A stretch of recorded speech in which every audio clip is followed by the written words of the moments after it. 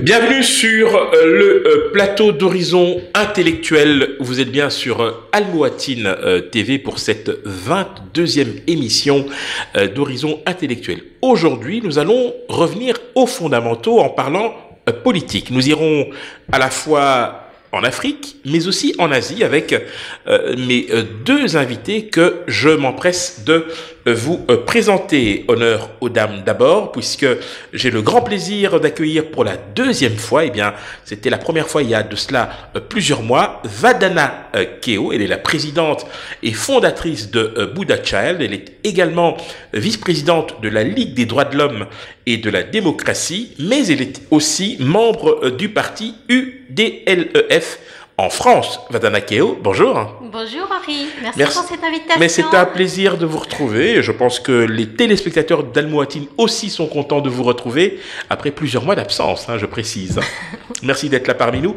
Je reçois également Monsieur Baldé Mamadou Aliou. Il est le secrétaire général de l'UFDG pour la ville de Bruxelles. L'UFDG, c'est l'Union des forces démocratiques de Guinée, le principal parti d'opposition qui, à l'heure actuelle, a 37 députés au sein du Parlement guinéen. Avec lui, nous allons aborder, bien évidemment, des questions de politique intérieure de son pays. Mamadou Aliou Baldé, bonjour. Bonjour Ali.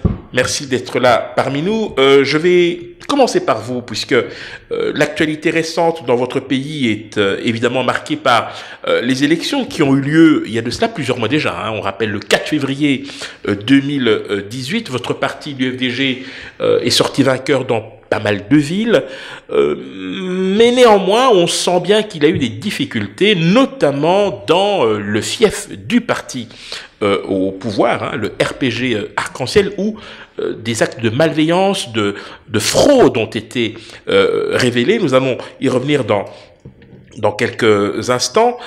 Si vous deviez nous brosser un portrait de la situation politique au lendemain de ces élections, que diriez-vous ? Merci beaucoup Harry. La situation guinéenne, c'est une situation qui est connue presque de tout le monde ici en Europe, parce que tout le monde sait que la Guinée est gérée par une mafia. Une mafia dans la mesure où notre président, le premier responsable du pays, il ne respecte les lois. Alors on rappelle, le président guinéen, c'est Monsieur Alpha Condé. Un professeur de droit, selon lui. Mais sur le terrain, nous, ce que nous voyons, ça ne ressemble pas à quelqu'un qui a fait vraiment le droit. Alors, M. Alpha Condé, depuis qu'il est arrivé en Guinée en tant que président en 2010, et ça, déjà, je pense que nous en avions déjà discuté, c'était une élection vraiment douteuse. Mais nous ne sommes pas là aujourd'hui pour parler de 2010, nous sommes là pour parler de la situation actuelle. Alors, M. Alpha Condé a été forcé par l'opposition, surtout pour organiser ces élections communales que vous venez d'énumérer tout à l'heure. Mais il se trouve que M. Alpha Condé, comme d'habitude, à chaque élection, il ne va en élection que quand il est sûr qu'il a mis tout le processus en place pour pouvoir tricher. Donc ça veut dire que vous êtes en train de nous dire ici que le pouvoir guinéen organise de manière préméditée la fraude. Tout à fait. D'abord, vous ne verrez aucune élection en République de Guinée qui est organisée à date. C'est fait à dessein. Il attend d'abord qu'il mette son système de fraude en place et après, quand on l'oblige, il accepte d'y aller. Mais il se trouve que ces dernières élections qui viennent de se passer là, nous aussi, on était bien préparés. On l'a pris la main dans le sac. Alors, je me suis laissé dire que certains juges auraient falsifié les résultats, pas seulement dans les fiefs du pouvoir, mais aussi dans Conakry. La capitale, justement. Et le scoop d'aujourd'hui, c'est que vous aurez en exclusivité le nom de ces magistrats.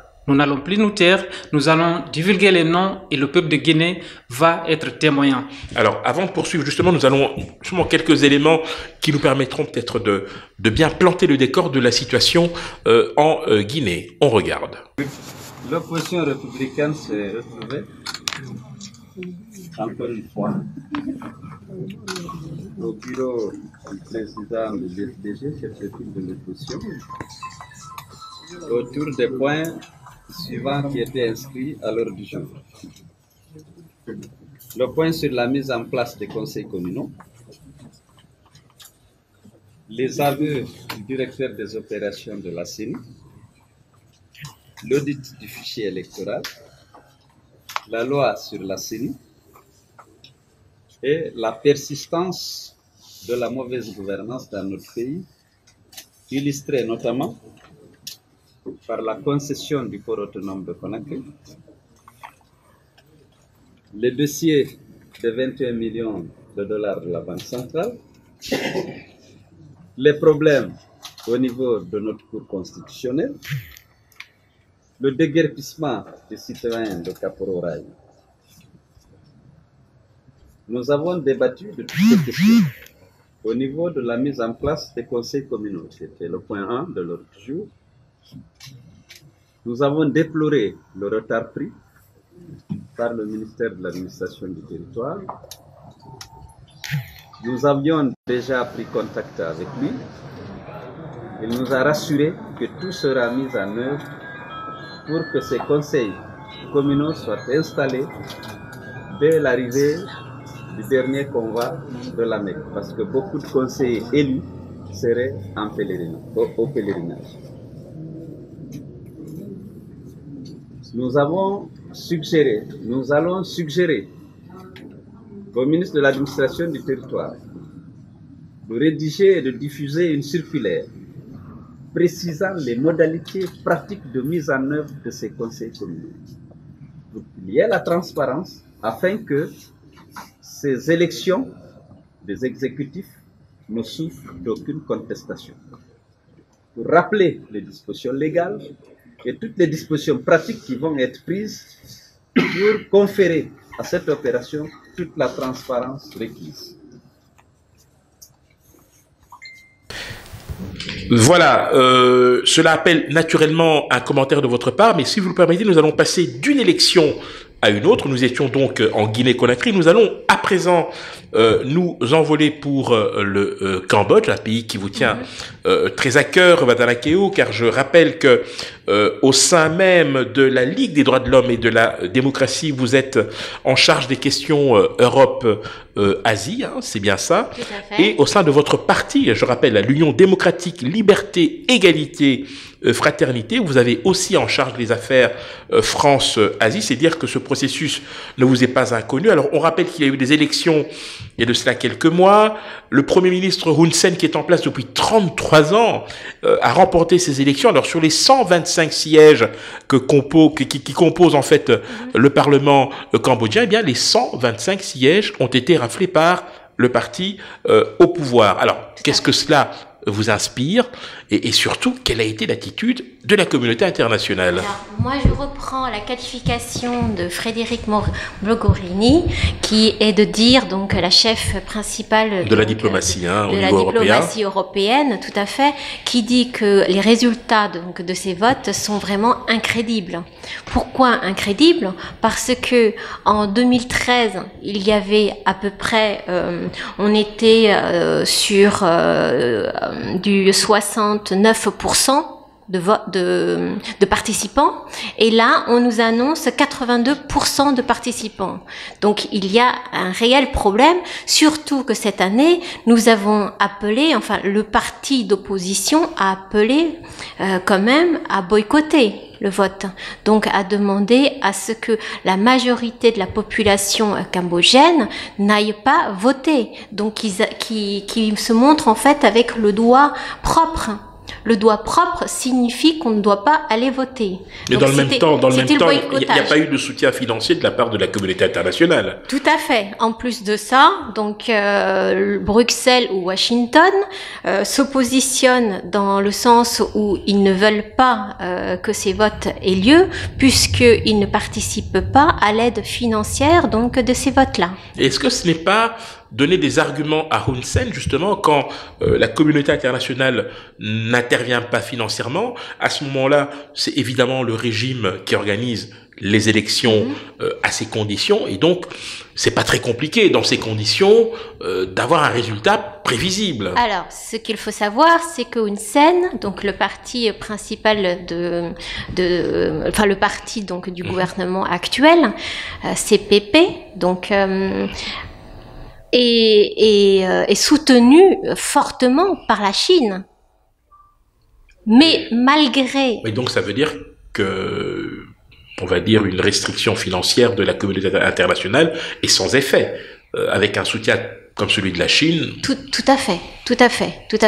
Donc il n'y a pas eu d'impact véritable sur les élections électorales. Donc j'imagine que dans la palette des sanctions envisageables, on va dire que la situation est plutôt limitée. Alors malgré tout, oui. Bruxelles et Washington restent quand même influents, d'accord, malgré donc le soutien financier de la Chine, puisque nous avons la possibilité de Washington et Bruxelles souhaitent que le gouvernement actuel se dirige vers la démocratie et vers évidemment cet positionnement qui est de trouver une entente, trouver donc un discours de réconciliation possible. D'accord, donc ça veut dire un appel au dialogue d'une certaine manière. Tout à fait, un appel au dialogue. On aura l'occasion d'y revenir. Nous allons retourner en Guinée, hein. Alors Baldé Mamadou Aliou, qu'est-ce que ça vous inspire, ce qui vient d'être dit? Parce que on a l'impression d'avoir comme ça un portrait croisé. D'un côté, un scrutin, certes communal, il y a de cela plusieurs mois, avec évidemment la difficile passation de pouvoir entre les vainqueurs et les vaincus, les soupçons de fraude, des juges qui falsifient les résultats, et puis on l'a appris aussi, hein, l'implication, semble-t-il, de votre actuel Premier ministre dans une affaire de corruption. Il a été cité en Belgique, on rappelle, hein, Ibrahim Kassori Fofana, on y reviendra peut-être un peu plus tard, mais très concrètement, aujourd'hui, à l'aune de ce qui vient d'être dit, vous vivez la même réalité, bien évidemment. De quels moyens disposez-vous pour pouvoir faire entendre raison au régime? Et puis surtout, très important, on l'a évoqué dans le cas du Cambodge, il y a eu une prise de position de la communauté internationale. Est-ce que, dans votre cas, il y a eu aussi une prise de position? Bon, je m'en veux vous rappeler d'abord que tous les accords que nous avons eu à signer avec ce pouvoir en place à Conakry, dans le cadre d'un dialogue, dans le cadre d'un dialogue, bien entendu, sont les institutions internationales qui sont garantes de ces accords. Raison pour laquelle vous nous voyez souvent faire des mouvements ici, dans les capitales européennes, pour demander, n'est-ce pas, aux Occidentaux de veiller à ce que ce monsieur accepte de respecter ces accords qu'il a signés, sous l'égide de l'Union européenne, par exemple, des Nations unies, de l'Union africaine. Il se trouve que quand ces institutions prennent la garantie, ils co-signent ces accords-là, ils ont l'obligation d'élever un peu le ton, si messieurs traînent un peu le pas, pour que ces accords soient appliqués. Mais nous, notre président, il s'en fout des accords. Tant que ça ne l'arrange pas, il n'exécute pas. C'est un peu la même chose qui se passe au Cambodge. Bien sûr. Mais ces gens-là, ils ne comprennent que le langage de la pression. Est-ce que ce serait excessif de dire qu'au sein de la communauté internationale, vous avez des pays qui, par leur passé colonial, par exemple, pour ne pas citer la France, ont plutôt une approche bienveillante par rapport au régime actuel? Ou est-ce que Paris a une attitude critique par rapport à ce qui se passe? Écoutez, je vais juste me permettre de reprendre notre président qui disait que le lendemain de l'élection présidentielle que M. Nicolas Sarkozy a perdu en France, il a dit qu'il dort mieux. Ça veut dire qu'il se sent vraiment à l'aise du fait que Nicolas Sarkozy, qui n'est pas socialiste, n'est plus au pouvoir en France. Ça veut tout dire, Harry. Donc il y a des connivences selon vous. Restons toujours dans la situation politique. Alors très concrètement, vous avez tout à l'heure suggéré que il y avait des noms de juges, Tout à fait. d'hommes de loi, on est bien d'accord, Tout à fait. qui se sont prêtés à cette manipulation électorale. Dites-nous en plus. Je vous rappelle d'abord que ce sont des juges qui ont prêté serment, qui se sont permis de manipuler des résultats des élections. Des juges qui se sont permis de soustraire des procès-verbaux, de falsifier les résultats au profit du parti au pouvoir. Nous, on l'a dénoncé dès le lendemain de cette élection, parce que nous le savions. Vous n'avez pas été entendu. On n'a pas été entendu. On a fait des manifestations, mais certains en doutaient. Mais pourtant, certains responsables de la commission électorale ont confirmé. Ça vient justement de se faire.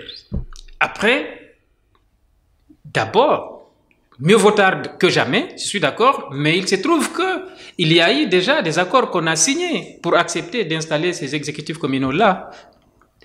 Nous, on aurait aimé que M. Étienne Seropogui, qui est directeur des opérations de la CENI, accepte de dire la vérité avant même qu'il y ait des accords.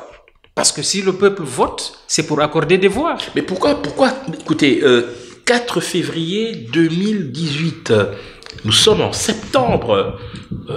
Comment vous expliquez ce délai 7 mois pour installer les exécutifs communaux?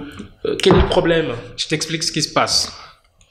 Le pouvoir en place a été obligé d'organiser ces élections dont nous sommes en train de parler. Obligé, pourquoi obligé? Parce que M. Alpha Condé, je l'ai dit d'entrée de jeu, il n'organise d'élections que quand il est sûr de pouvoir les gagner par ses manigances.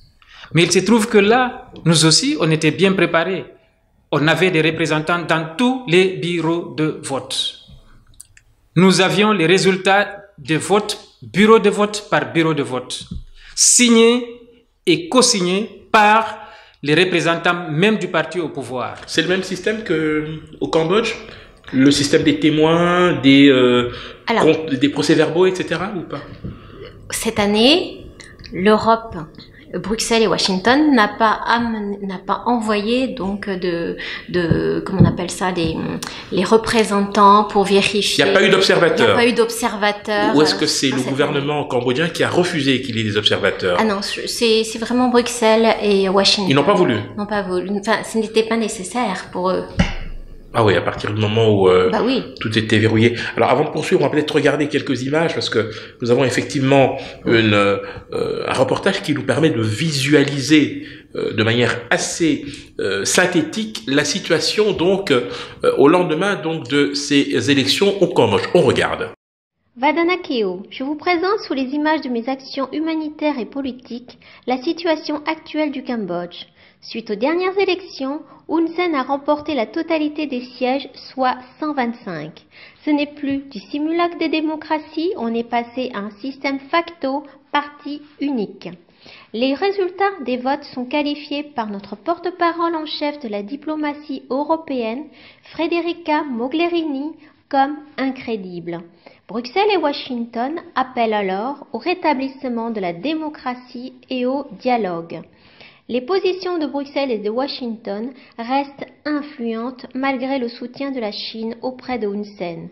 Aujourd'hui, en gage d'une bonne conduite à venir, Hun Sen libère 14 militants et, notamment, notre célèbre Monsieur Kem Sokha du parti principal d'opposition CNRP. Voilà, Vadana Keo, donc le moins que l'on puisse dire, c'est que la situation évidemment est loin, très loin d'être résolue. Avant d'aborder évidemment vos différentes casquettes, notamment celle de vice-présidente de la Ligue des droits de l'homme et de la démocratie et de présidente fondatrice de Buddha Child, je voudrais ici que vous puissiez, à l'attention de ceux qui nous écoutent, que vous nous expliquiez avec vos mots quel est le moyen le plus facile pour sortir de cette situation inextricable? Est-ce que vous pensez qu'un dialogue est encore nécessaire en sachant que le rapport de force est totalement déséquilibré, ou est-ce que vous en appelez plutôt à plus d'implication de la communauté internationale? Moi, je suis pour accentuer les actions de réconciliation et de paix. Et c'est très important de continuer et de forcer les choses malgré la situation.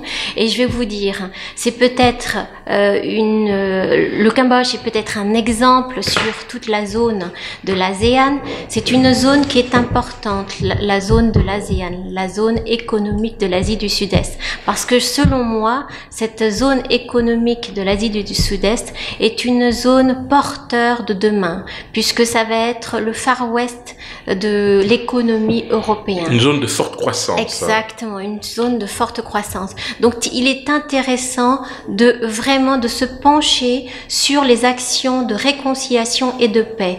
Et Washington et Bruxelles, je reprends donc leur position, ils essayent de mettre en œuvre les discussions pour amener donc à une situation de réconciliation. Et pourquoi ne pas impliquer la Chine, par exemple, dans les discussions? Étant entendu que la Chine est le principal soutien du régime, on peut très bien imaginer, un peu comme ce qui se passe actuellement en Irak. Vous avez d'un côté les Russes qui sont très fortement impliqués aux côtés des Irakiens et qui font partie du dispositif pour dialoguer. Est-ce que la Chine pourrait jouer un rôle similaire, par exemple?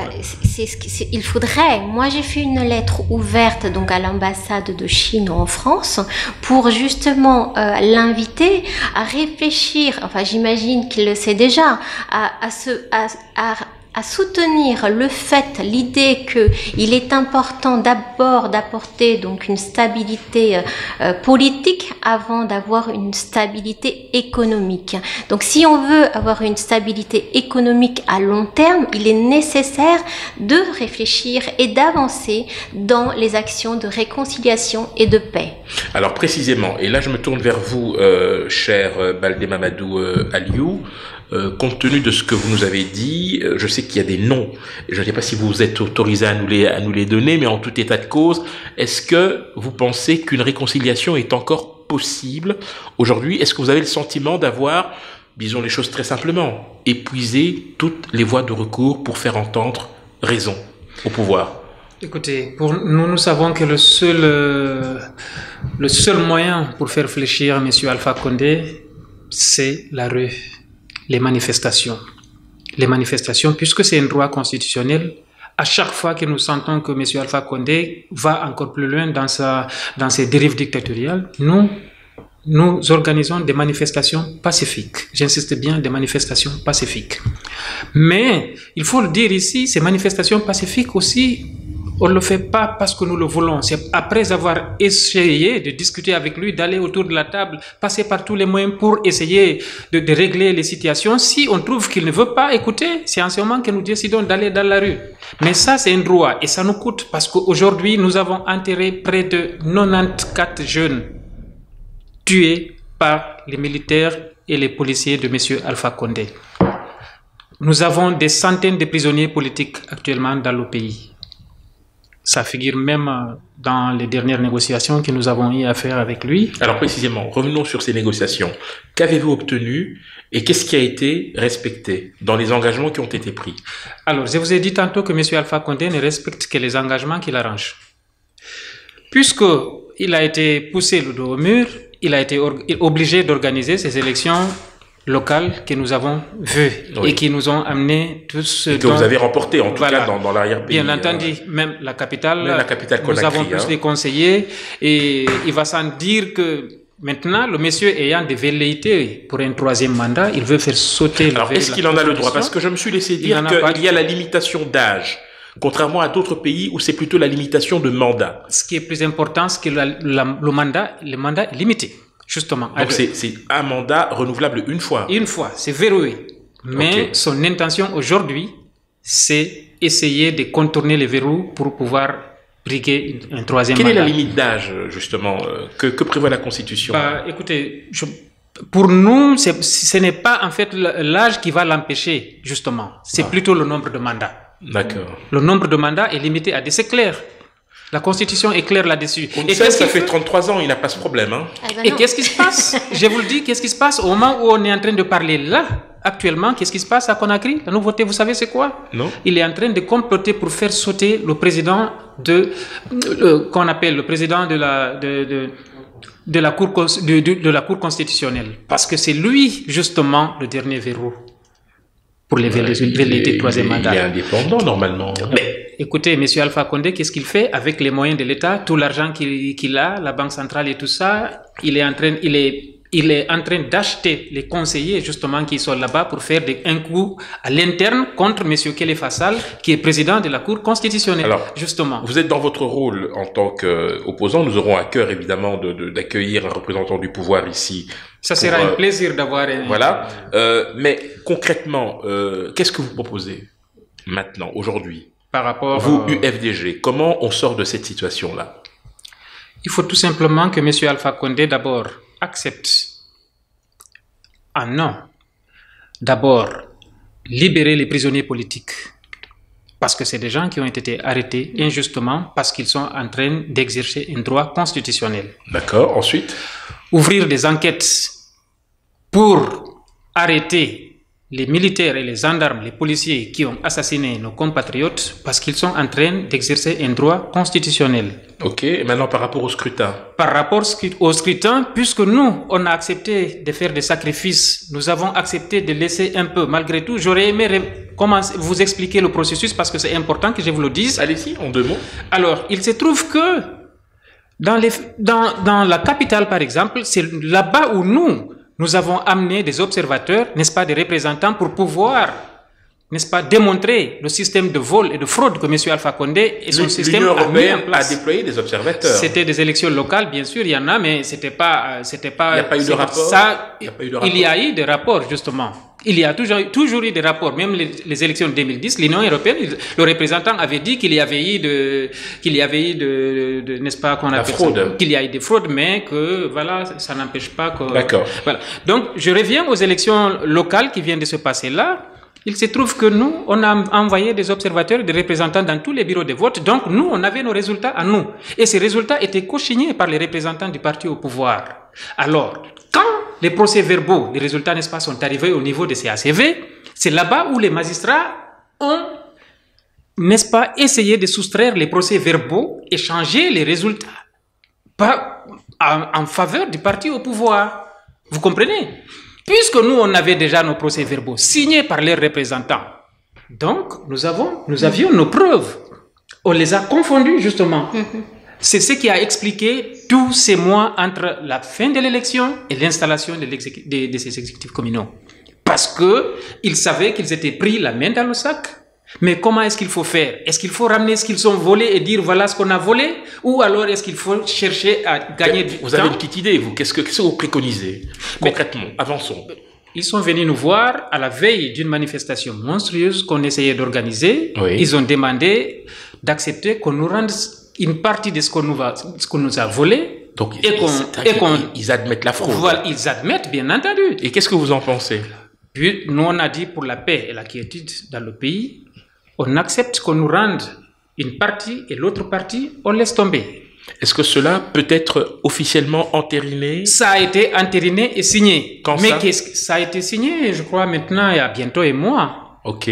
Alors, qu'est-ce qui se passe? Mais le parti présidentiel se retrouve dans un autre problème. Lequel? C'est qu'au sein même de son parti, puisqu'il n'avait pas désigné de tête de liste, alors leurs membres sont en train de se battre entre eux pour désigner qui sera, n'est-ce pas, la tête de liste pour être maire de la commune.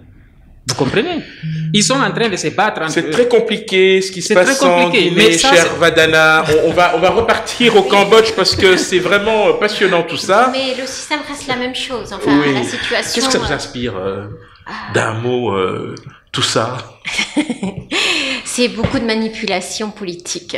Ouais, c'est beaucoup de manipulation politique. Enfin, le régime est beaucoup moins fort en Guinée qu'au Cambodge, parce que là, vous avez, un régime qui utilise des moyens de rétorsion et de pression à nul autre pareil. Bien sûr, bien sûr. Mais alors, moi, je tiens à rajouter sur un seul point qui est important.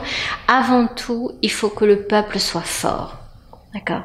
On ne peut pas commencer à faire des actions d'opposition si le peuple ne peut pas suivre.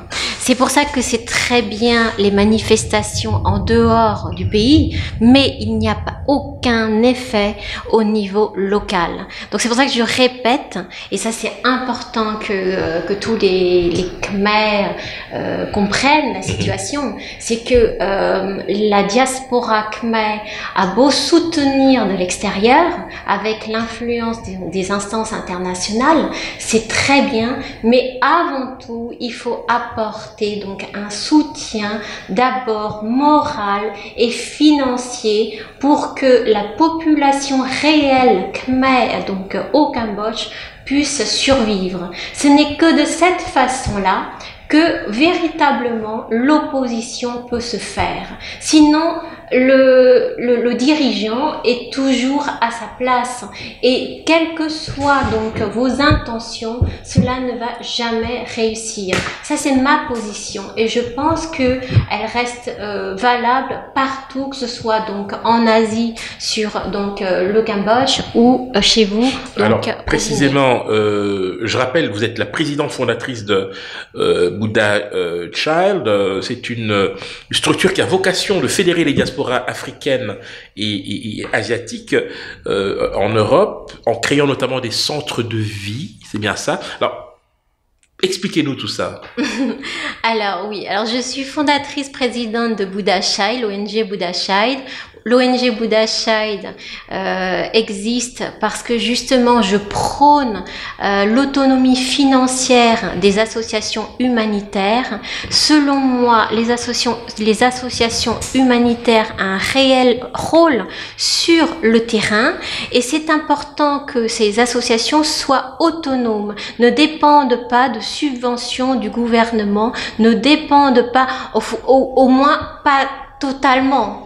Elle serait sous contrôle. Sinon, elle serait. Mais si la subvention est publique, par exemple, vous n'avez pas de raison de vous inquiéter. Ah bah, si elle est publique, elle reste quand même dépendante de la personne qui verse les subventions. Parce qu'en Occident, il y a une loi qui autorise le financement des partis politiques, la loi etc. de 1901. Et associations, mais ça ne fait pas de ces structures bénéficiaires des appendices de l'État. Tout à fait, mais malgré tout, ce n'est pas suffisant. Moi, l'idée que je mets en place par rapport donc à mes centres de vie autonomes, c'est donner la possibilité donc à la population défavorisée et faible les moyens pour pêcher et pas leur donner des poissons. D'accord. Il ne suffit pas de les aider à court terme, il faut les aider à long terme. Il ne faut pas venir avec les moyens comme des colons, il faut venir vraiment comme si on aidait nos enfants. C'est de cette façon-là que la population défavorisée et faible puisse donc se maintenir et puisse survivre. Alors précisément, Baldé Mamadou Aliou, vous menez aussi ce combat à travers votre fondation, la fondation Aliou Baldé, qui vient en aide aux enfants déshérités de Guinée. Rappelez-nous en quelques mots les objectifs que vous poursuivez et quelques-unes de vos réalisations. Tout à fait, c'est une fondation qui a pour but de venir en aide aux enfants déshérités et aux personnes démunies. Alors ça consiste à quoi? Ça consiste à distribuer des habits. Je travaille pour une enseigne de mode ici à Bruxelles. Alors je suis responsable de stock. En tant que responsable de stock, je récupère les articles que nous considérons comme invendus ou défectueux, mais pas tout à fait ça.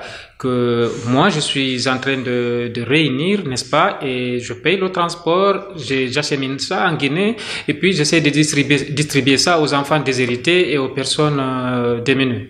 C'est ce que nous sommes en train de faire. Alors, au niveau européen, vous êtes basé en Europe, essentiellement, mais vous agissez dans votre pays. Bien sûr. Alors, quels sont vos rapports avec les pouvoirs publics locaux en Guinée? Est-ce que vous avez des facilités? J'imagine que les conteneurs, quand ils arrivent, il faut les dédouaner. Enfin, comment ça se passe concrètement? Il faut être honnête, je peux vous dire tout de suite que moi, les articles que j'envoie en Guinée, les 80% sont volés au port autonome de Conakry.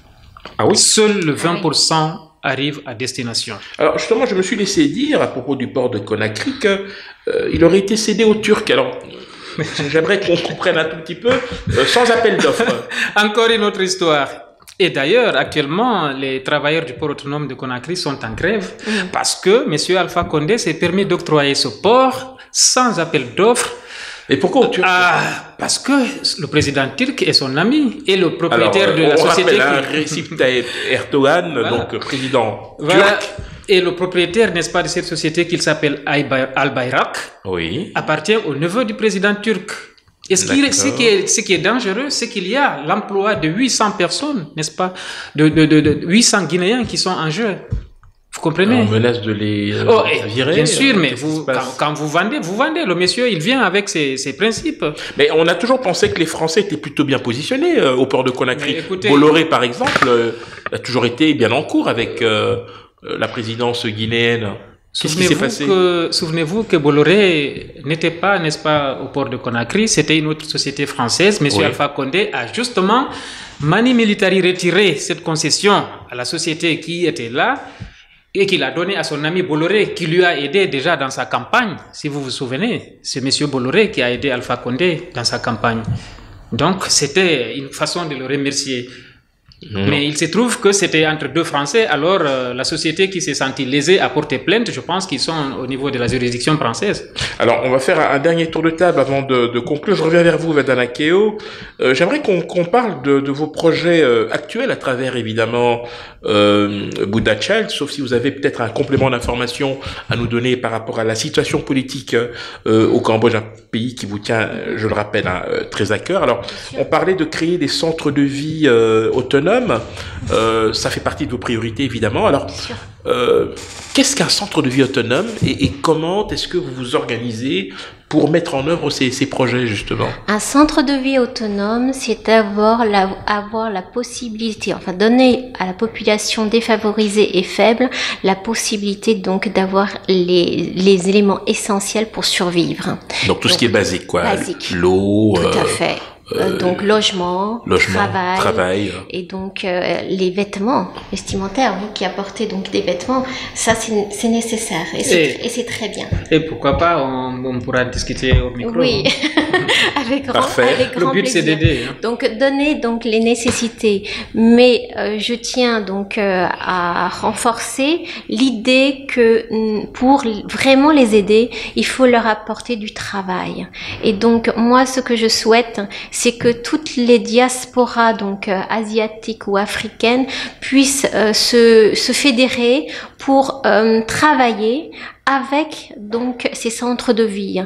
Donc ceux qui sont entrepreneurs, ceux qui donc connaissent des entreprises européennes puissent venir travailler directement avec la population. Cela permet d'avoir justement, de créer de l'emploi. Au lieu, par exemple, de passer par des structures d'intermédiaires, pourquoi ne pas passer par la population qui est locale, qui connaît bien le marché, qui connaît bien le secteur, pour pouvoir développer telle ou telle entreprise, telle ou telle activité d'entreprise. Et donc, on utiliserait donc la population défavorisée et faible, qui ont vraiment un réel besoin, comme intermédiaire au niveau des entreprises. Et donc, les entreprises les paieraient sous forme de dons, puisqu'on va rester sous le schéma d'une organisation associative. D'accord.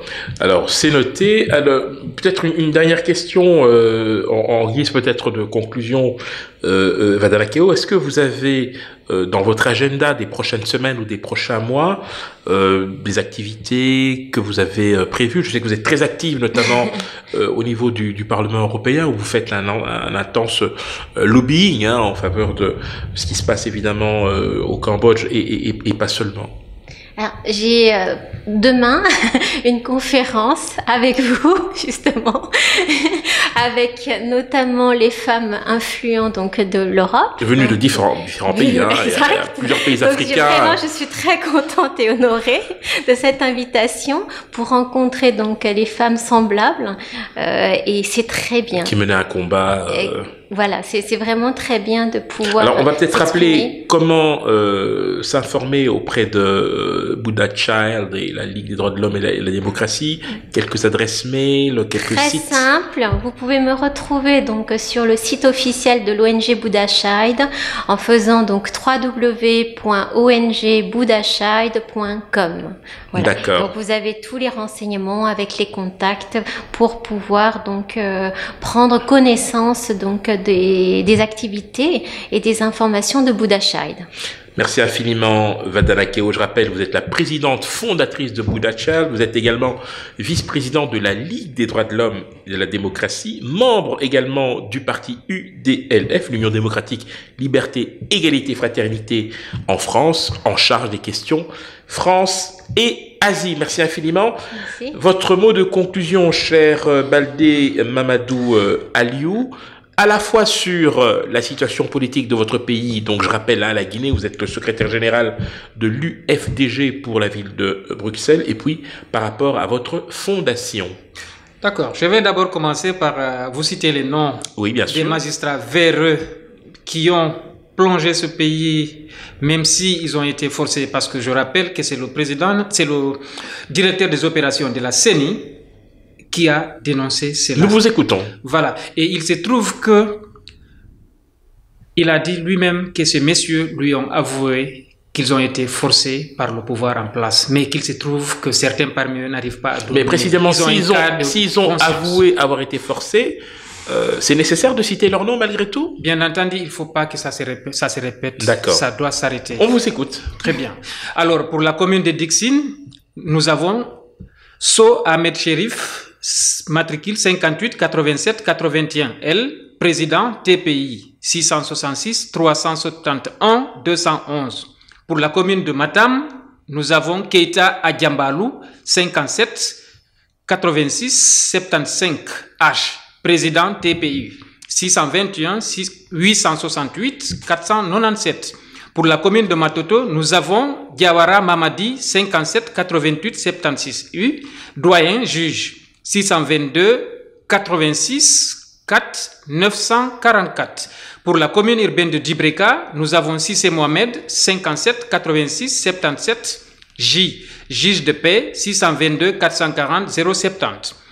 Pour Mafara, c'est une commune rurale. Dans Dalaba, nous avons Traoré Famoro 57 89 30 J, juge de paix 669 516 666. Pour Ouende Kenema, c'est une commune rurale dans Gekedou. Lama Jean-Pierre 57 87 87 T, juge de paix 624 007 796. En 7, nous avons Gieso, c'est encore CRD, Lola, Kamano, Raymond, Bambay. 57 88 15 G, juge 628 579 965. Alors, on l'a compris, donc il y a un nombre il y en a encore, c'est presque fini. Il y en a combien? Une minute. Banyamou, Dayomu, nous avons Alseni, Souma Alseni, 57 89 00 V, D, DNLE, AFP, Crime, Grâce, 664 666 744. Et puis Kindoe, nous avons Dabola Ba, Dabola, c'est Ba Kadiatou, 57 87 6 1 U. Alors précisément, je crois qu'on va peut-être interrompre la lecture comme elle a l'air un peu fastidieuse. Il reste juste Kindia.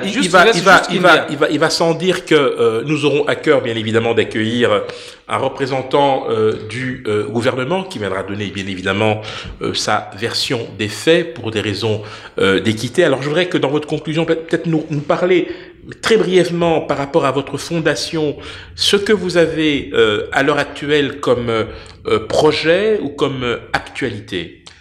Bon, vous ne voulez pas entendre parler du scandale de la Banque centrale? Alors, je crois que nous aurons l'opportunité de revenir au cours d'une autre émission parce que ça va être très compliqué de parler de tous les sujets. D'accord. Alors, si vous voulez substituer en fait l'actualité de votre fondation par la Banque centrale, vous êtes libre de le faire, mais je vous donne 1 minute.